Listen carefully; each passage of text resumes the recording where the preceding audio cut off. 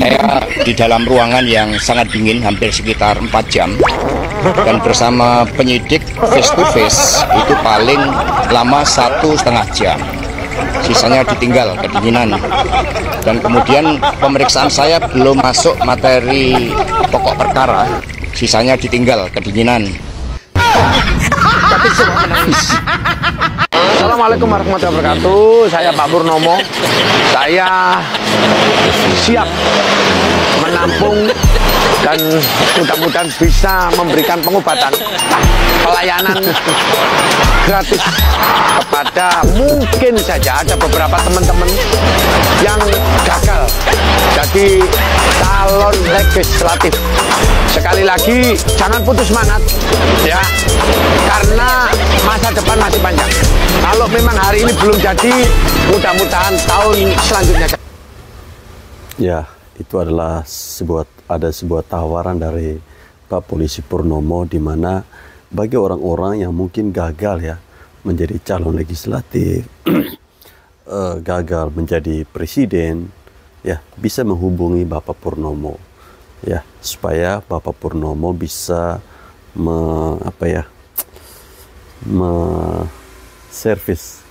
menservis otaknya biar tidak stres ya. Ini bisa jadi pilihan terbaik untuk Anies Baswedan ya, kemudian Amin Rais yang sampai saat ini bahkan terlihat seperti orang gila. Hasto, Hasto, kamu itu kan pernah bilang ya tidak takut dengan KPK. Apapun yang terjadi kamu akan hadapi. Tapi ngapain kamu bawa orang datang ke KPK ya? Di situ naik bus isinya full orang dan di belakang kamu juga masih ada. Itu hitungannya juga paling-paling puluhan lah atau ratusan orang yang kamu koordinir, kamu bayar, kamu kasih nasi bungkus untuk teriak-teriak di depan KPK seolah-olah membela kamu, seolah-olah kamu itu orang benar yang dizolimi. Itu tahu nggak sih, sebenarnya bikin malu PD Perjuangan. Saya juga nggak tahu apa yang kamu lakukan ini setujui nggak tuh sama Ibu Mega. Ibu Mega itu ya memiliki partai besar, partai ternama yang harga dirinya itu benar-benar dijaga. Itu kamu yang berulah, kayaknya juga bikin malu partaimu sendiri. Aduh, orang datang ke KPK kok malah bawa rombongan, ngapain gitu loh? Gentle dikit ngapa? Bisa kamu itu tuduh Bapak Jokowi ya? Bisa kamu tuduh orang-orang di sana yang nggak bersalah? Mereka juga cuma diem aja. Kalaupun mau dipanggil KPK ya siap gitu. Lah kamu ngapain bawa rombongan? Hasto mengaku bahwa dia memegang bukti skandal korupsi pejabat di Indonesia dan sudah diserahkan kepada KONI dan diamankan di Rusia. Nah, saya punya 2 pertanyaan nih sebenarnya. Dan ini merupakan kecurigaan saya juga ya. Kalau bukti skandal korupsi ini sudah dipegang Hasto sejak lama, kenapa baru digembar-gemborkan sekarang ketika Hasto menjadi tersangka KPK? Apakah Hasto menggunakan bukti-bukti skandal korupsi ini sebagai alat tukar kasus ataupun alat tukar politik? Ya karena kan selama ini Hasto selalu menuduh Pak Jokowi sebagai orang yang menggunakan hukum untuk memukul lawan politiknya. Sepertinya kebalik deh. Dan pertanyaan selanjutnya teman-teman ya, kenapa Hasto baru teriak-teriak sekarang dan kenapa bukti itu tidak dibuka sekarang ketika kasus Hasto masih sedang hangat-hangatnya diperbincangkan teman-teman?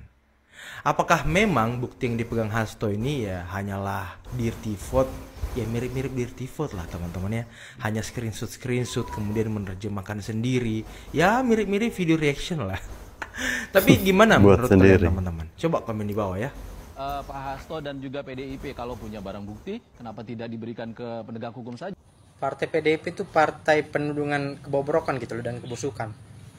Kenapa saya bilang begitu? Karena mereka ini semua adalah komplotan ataupun sekolah gitu loh untuk membuat ribut dan gaduh negara ini. Kalau memang mereka mempunyai bukti kejahatan para pejabat yang korup, kenapa tidak mereka berikan gitu loh ke penegak hukum? Itu aja pernyataannya. Karena apa? Mereka tidak ada bukti gitu loh untuk menangkap pejabat korup. Kedua juga partai PDIP itu ingin melindungi pejabat korup. Ya banyak lah, kita tahu sendiri lah kan. bandar judi online, tukang koruptor, banyak yang dilindungi oleh mereka. Jadi mereka ini berkuasa di negara ini untuk melindungi para penjahat gitu loh. Mereka ini memfitnah, mencaci maki dan merendahkan Pak Jokowi. Karena apa? Posisi mereka terancam. Karena mereka tahu Pak Jokowi adalah momok yang menakutkan bagi mereka gitu loh. Ini yang harus kita perhatikan seksama. Karena partai PDIP ini posisinya sekarang sudah terancam dan terganggu oleh Pak Jokowi. Makanya mereka sampai sekarang, sampai detik ini mau menggulingkan Pak Jokowi. Sekalipun Pak Jokowi bukan lagi menjadi Presiden Republik Indonesia. Kalau rakyat Indonesia yang cerdas dan bijaksana pasti bakal menangkap isu seperti ini. Itu aja sih yang saya sampaikan. Terima kasih. PDIP sekarang mati segan, hidup enggan. Nampak tidak bisa berbuat apa-apa karena tidak punya tujuan. Dia tidak mau menjadi oposisi, tapi dia tidak mau masuk kabinet. Itu artinya dia tidak mau menjadi oposisi, tapi sekaligus tidak mau menjadi koalisi. Lalu apa gunanya PDIP menjadi sebuah partai? Partai itu kan hanya ada dua kemungkinan. Yang pertama dia menjadi oposisi, yang kedua dia menjadi koalisi. Sekarang kedua-duanya ditolak oleh PDIP. Dia tidak mau menjadi koalisi sekaligus dia tidak mau menjadi oposisi. Tapi setelah saya pikir-pikir, mungkin itu adalah alasan yang paling masuk akal yang bisa dilakukan oleh PDIP. Karena Ibu Megawati hanya akrab dengan Bapak Prabowo. Ibu Megawati kurang akrab dengan Bapak SBY. Ibu Megawati kurang akrab dengan Pak Amin Rais. Kalau PDIP menjadi oposisi, tidak menutup kemungkinan keagraban yang sekarang ini terjalin antara Ibu Megawati dengan Bapak Prabowo akan redup dengan sendirinya, Pak. Mungkin hal itulah yang ditakuti oleh PDIP sehingga PDIP tidak mau beroposisi dengan pemerintahan Prabowo. Tapi di sisi lain, PDIP nampaknya tidak mau juga menjadi bagian dari koalisi karena di situ ada Gibran. Kita tahu bahwa PDIP nampaknya menyatakan perang terbuka terhadap Pak Jokowi. Dan itulah yang kemudian menghalangi PDIP untuk masuk kepada pemerintahan Prabowo karena di situ ada Gibran. Inilah yang sering kali saya sebutkan kenapa PDIP sedari dulu salah langkah dalam menentukan jalan politik mereka. Ya, saya mau menanggapi terkait dengan Hasto dulu ya.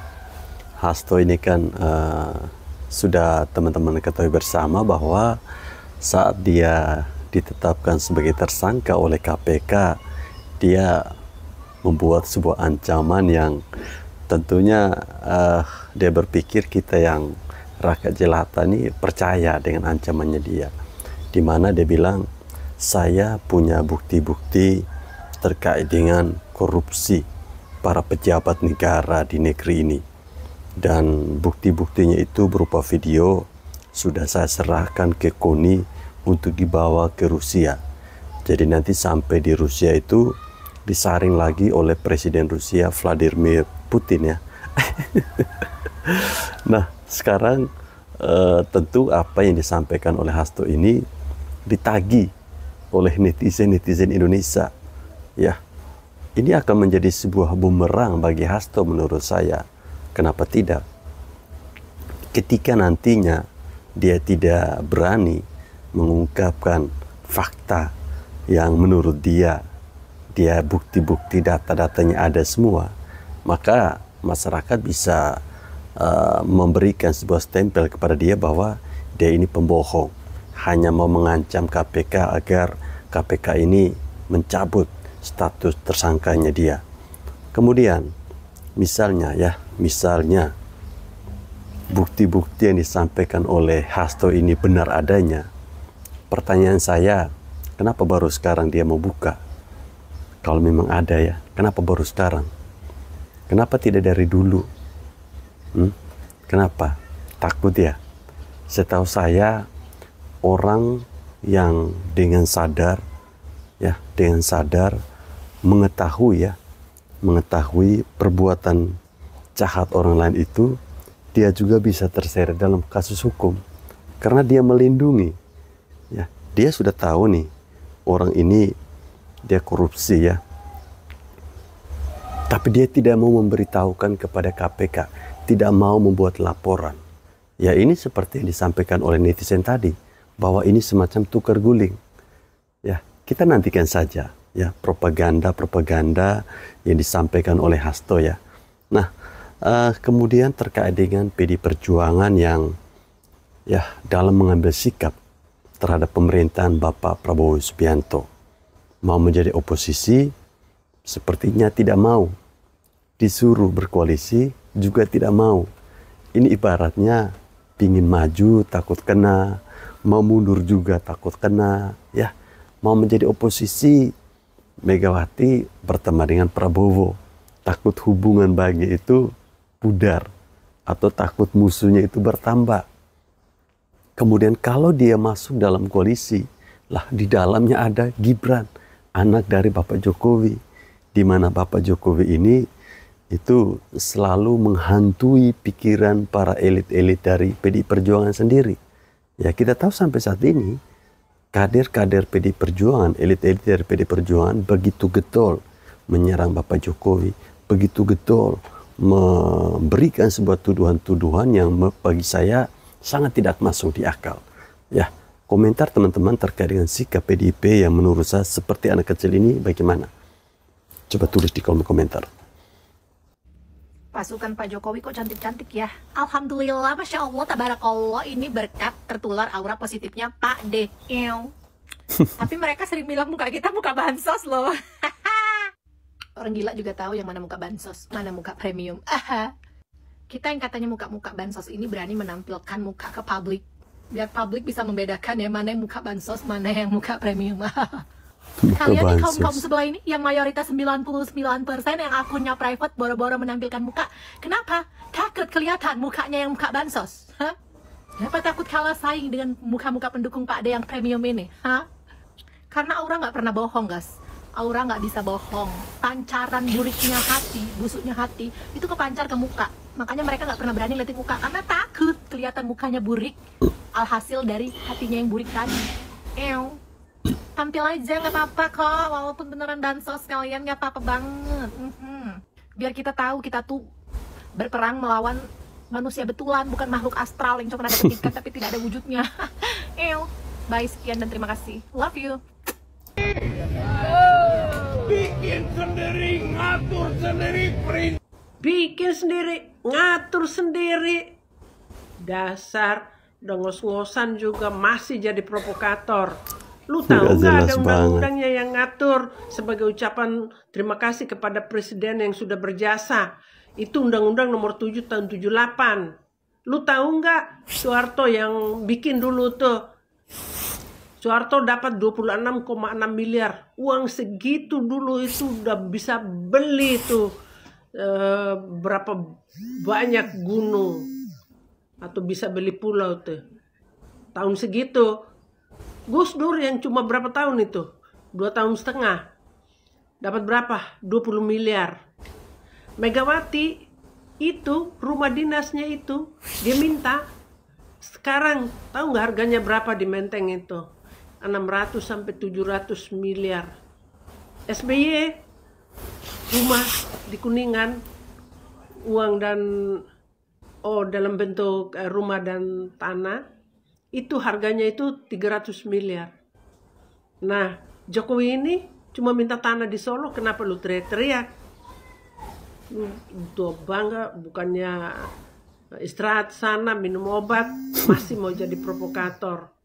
Dapat biasa apa kurang lo? Kerjaan, Mbak. Nggak ada terima kasihnya ke Jokowi, jalan udah lancar, tol di mana-mana, masih belagu. Saya tuh sebenarnya sangat kasihan sama Bapak Jokowi. Kasihan sekali. Lah gimana enggak ya? Kasusnya Hasto ini ya, lagi-lagi mereka para kader PD Perjuangan nuduh Jokowi ya dianggap dibalik tersangkanya Hasto itu pengerahan politisasi dari Bapak Jokowi. Nggak tahu ya akal sehatnya di mana gitu ya.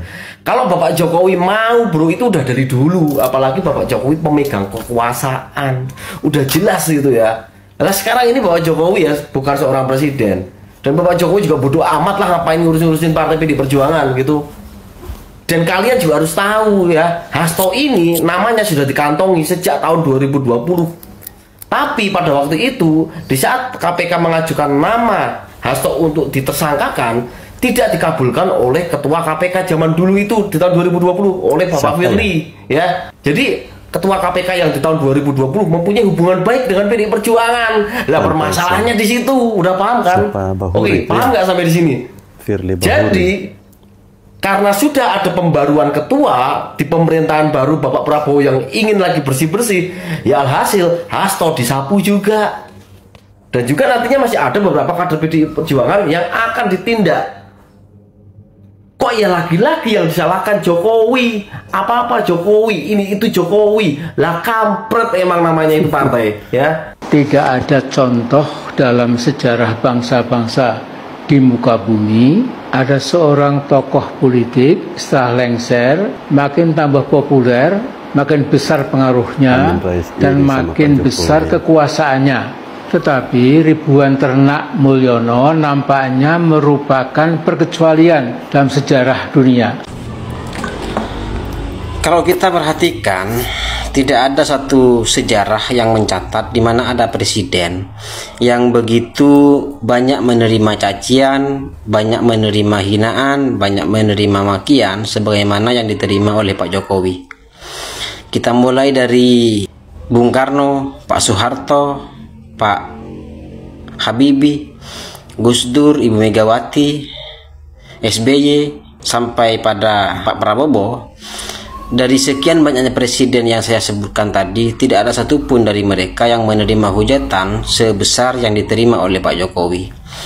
Para pengkritiknya bukan hanya mengkritik Pak Jokowi pada saat Pak Jokowi sedang menjabat menjadi presiden, bahkan setelah purna tugas sekalipun, para pengkritiknya tidak henti-hentinya mengkritik Pak Jokowi, seperti Amin Rais, Rocky Gerung, dan lain sebagainya. Semua kesalahan ditimpakan kepada Pak Jokowi. Bahkan andaikan ada kesalahan pemerintah Prabowo saat ini, semua kesalahan itu ditimpakan juga kepada Pak Jokowi. Tapi semua kebencian dari para pengkritik Pak Jokowi itu berbanding lurus dengan kecintaan masyarakat terhadap Pak Jokowi yang sedemikian besarnya.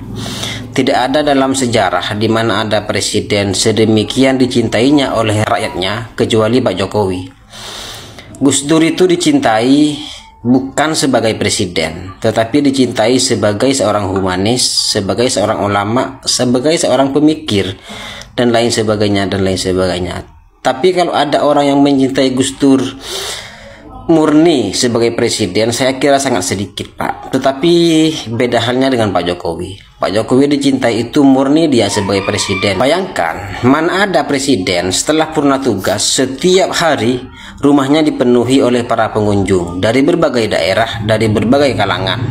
Itu membuktikan bahwa kecintaan rakyat terhadap Pak Jokowi tidak purna meskipun Pak Jokowi sudah purna tugas sebagai presiden. Saya ingin tahu apa yang akan dikatakan oleh para kader PDIP yang sekarang ini lagi gencar-gencarnya menyerang Pak Jokowi, seperti Guntur Romli dan lain sebagainya. Catat ini, saya bicara pada Januari tahun 2025. Saya hanya ingin tahu apa yang akan dikatakan oleh Guntur Romli tentang Jokowi di tahun 2029 dan setelahnya itu, andaikan suatu saat nanti PDIP berkoalisi dengan partai yang mengusung Gibran, entah itu mengusung Gibran sebagai wakil presiden maupun mengusung Gibran sebagai calon presiden. Saya hanya ingin tahu apa yang akan dikatakan oleh Guntur Romli tentang Jokowi. Jangan sampai bernasib seperti orang-orang seperti Fahri Hamzah, seperti Fadlizon yang dulu sangat aktif menyerang Pak Jokowi. Tiba-tiba sekarang mereka bersyukur mengenal Pak Jokowi lebih dekat, memuji-muji Pak Jokowi dan lain sebagainya. Seolah-olah mereka ingin menunjukkan bahwa selama ini ketika mereka menyerang Pak Jokowi, mereka belum kenal tentang Pak Jokowi, yang itu artinya kritikan mereka terhadap Pak Jokowi didasarkan atas ketidakkenalan mereka, ketidaktahuan mereka mengenai sosok Jokowi. Kalau alasan itu digunakan oleh orang seperti Guntur Romli, andaikan nanti PDIP mengusung Gibran sebagai wakil presiden maupun sebagai calon presiden, Apakah Guntur Romli akan menggunakan alasan yang sama seperti Fahri Hamzah? Bagi saya nggak relevan. Kalau Fahri Hamzah menyebut bahwa Fahri Hamzah tidak mengenal Pak Jokowi lebih awal, itu masuk akal. Karena Fahri Hamzah dulunya adalah oposisi, kemudian menjadi koalisi. Sementara kasus yang ada pada Guntur Romli ini berbalik, Pak. Yang perlu kalian catat adalah sekarang ini kalian boleh berseteru dengan Pak Jokowi karena Ibu Megawati masih menjadi ketua umum. Andaikan nanti Ibu Megawati sudah wafat, meninggal dunia, meninggalkan PDIP untuk selama-lamanya, apakah PDIP akan selalu beroposisi dengan Pak Jokowi? Belum tentu itu, Pak. Andaikan nanti pada akhirnya yang menjadi ketua umum dari PDIP adalah Mbak Puan, bukan tidak mungkin jalinan baik antara PDIP dengan Pak Jokowi akan terjalin lagi. Makanya saya sarankan, kalau masih ada kemungkinan bagi PDIP untuk berkoalisi dengan keluarga Pak Jokowi di kemudian hari, sebaiknya turunkan nada bicaramu tentang Pak Jokowi. Ya,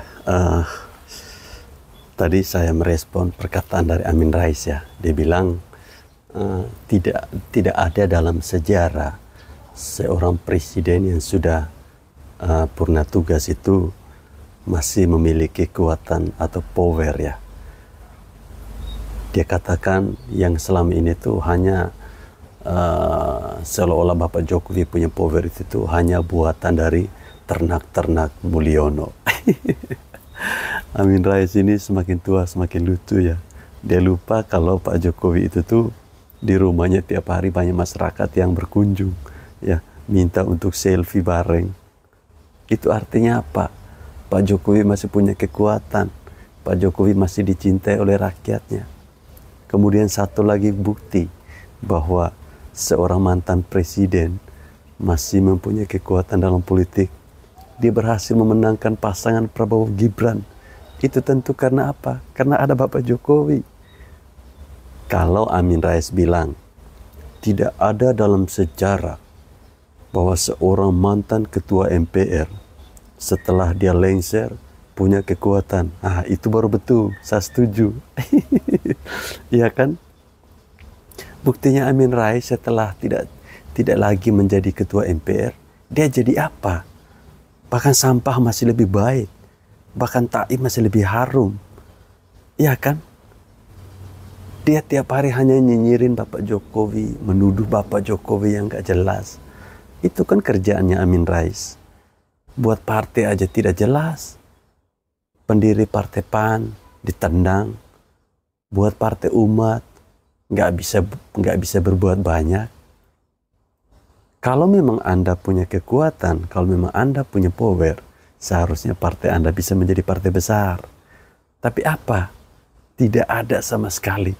Jadi apa yang Amin Rais bicarakan terkait dengan Bapak Jokowi ini seolah-olah masih punya kekuatan, sebenarnya itu menurut saya lebih kepada Amin Rais itu iri. Ya, iri dengan Bapak Jokowi. Kok bisa ya? Si anak tukang kayu ini sudah nggak menjabat lagi kok masih punya kekuatan politik ya. Dia bisa menghancurkan kandang banteng yang ada di Jawa Tengah. Dia bisa memenangkan Pilpres bersama Prabowo Gibran. Loh, kalau saya kok gini-gini aja ya? Kerjaan saya cuma mau memfitnah orang aja ya? Kan kayak gitu ya.